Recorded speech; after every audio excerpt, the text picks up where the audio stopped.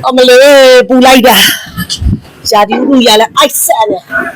Pulaida biar biar lah. Siapa tanya tita pia ye tak pakat. Ye le. Ye lah. Wan ni budaya biar lah ngau ye so ni ngau memin je lah. ဒီလိုအပြင်နေပူကြီးတဲ့ကနေမှပြန်လာပြီးတော့ရေခဲရေကိုချက်ချင်းတန်းတောက်လိုက်မယ်ဆိုရင်ကိုယ့်ရဲ့ခန္ဓာကိုယ်ကရှော့ရသွားနိုင်တာဆိုတာမစ်ဆွေတို့သိပါသလားပူလိုက်တာဆိုပြီးတော့ဒီလိုအခြေအနေမျိုးမှာရေခဲရေအေးအေးလေးတစ်ခွက်လောက်တောက်လိုက်ရရင်ကောင်းမယ်လို့လူတိုင်းကတွေးမိကြမှာပါဒါပေမဲ့ဒါကတကယ်ကိုအနေနဲ့ကြီးတဲ့လုပ်ရက်တစ်ခုဖြစ်သွားနိုင်ပါတယ်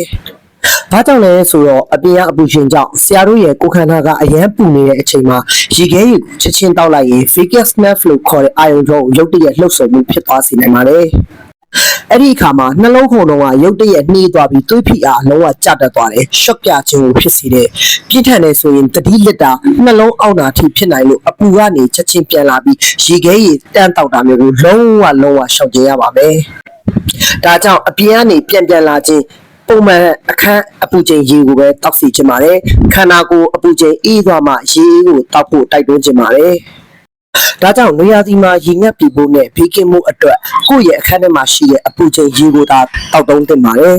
ကျန်းမာတဲ့နေရာဒီကိုအတူတူဖြတ်သန်းလိုက်ကြရအောင်